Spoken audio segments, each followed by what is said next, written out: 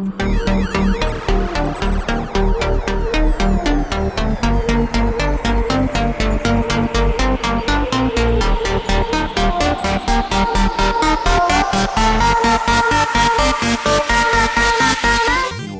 body's all about expanding, right? I always tell our patients, your body's all about adapting, right? 100%. And you were talking about, we awaken that, deep desire within them, which is why I named the book Wake Up Humans, because it's amazing. You get these people, they come in, they're broken, they're hurting, they're suffering mentally, they're shut down, they're depressed, they're anxious. A couple adjustments, it's like a light bulb goes on and they wake up and the lights are on in the house and now they've got work to do, right? Yep. But the biggest thing is when you said, it's been this awakening, this thing has been shut down since they're a child. Yep. And this goes back to the beginning of our conversation when we're talking about Sloan and how you're raising her and the mindset. And I look how I've been raising my children because, Sierra just turned 17 yesterday. So Kylie's 19, Sierra's 17. Brooke turns 15 next month, man. I remember when they were baby. You know what I'm saying? So it's like when you shut down that first 3 years, you could have been doing the other things. That's prime time. Yep. That's like putting the mold together. Yep. Now it's basically just, letting the reel out, because we're raising damn wolves, not dogs, right? Right. So, people are always like, how are your kids doing through this? I'm like, what's this? What's going on? Right. And they don't get it. My kids are kicking ass. Like it's been actually pretty fucking amazing, right? Right. So it's that mindset of what's going on? We'll be walking around a store, and my daughter will point at people, literally point at them and go, "Don't they know they don't have to wear those?" Right. She's 3. Like, you fucking kidding me? It's profound, right? Because here's the deal. Values dictate beliefs. Beliefs dictate expectations. Expectations will dictate your attitude, and your attitude is going to dictate your actions. Right. So you are in control because you pick your values, and then if your values determine your beliefs, you pick your beliefs. Most of us have been given shitty values from parents who don't understand this or did the best they can. And then we developed shitty beliefs from a terrible educational system or bad parents or religion or insert whatever. Yeah. And then we wonder why our lives are shit. Right. I just gave you the recipe.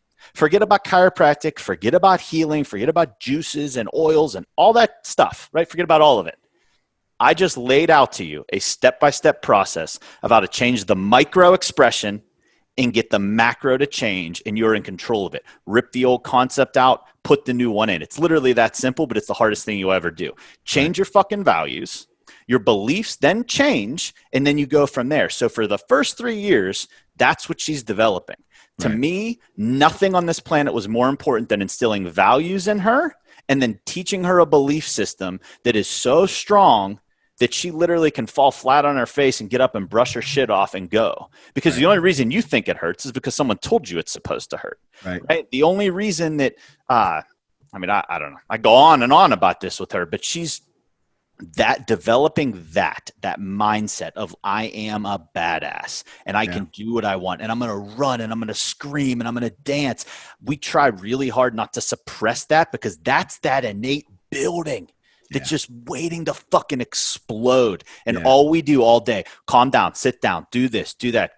What are we doing? You're teaching them submissiveness, right? Submissive. Yeah. And so for her, it's like, I'm in this interplay right now where she's so smart and she's so defiant, but she's defiant in this way of I'm my own soul. And how dare you tell me what I can and cannot do because you're just another man. Right. And she's right. So it's like, how do I teach her this interplay between you need to listen when your teacher asks you to stop doing something, but you question everything. Because the other day I asked her, the teacher was like, hey, she wouldn't listen.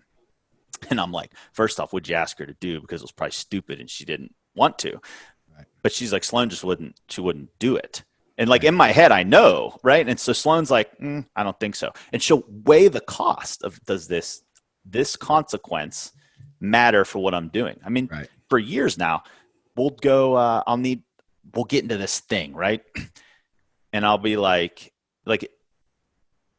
she'll literally go get a toy. She'll know she's supposed to do something. She'll walk over and she'll put it in the garbage can. And she's just like, not going to do it. Right. And so then there's this, I remember one time we were on the couch for 45 minutes and she kept looking down and looking away, trying not to make eye contact for me. And whatever we did, I needed her to say, I understand. Right. 45 minutes everywhere she moved, I moved. Eye contact, eye contact, eye contact. I'm like, you can choose to do this, but you will look me dead in the eye. We're not moving until you say, I understand. Right. 45 minutes. She finally said it and it was like, I understand. I'm like, that's not how we fucking talk. I was like, you understand and you say it boldly. Whatever you want, whatever you demand in life, you say it. We do not whimper with stuff, right? But people don't understand that 45 minutes, she gained so much in I'm powerful. My voice matters. My dad's never leaving me no matter what I do wrong. He's here and he's guiding me on this thing that we call life, and I can handle it, right? And so it's this crazy interplay. That's everything, because I'm instilling these values and beliefs in her that I wish I had instilled in me, and that you should be, not you, but other people should instill in their children. But this is the template, right? Period.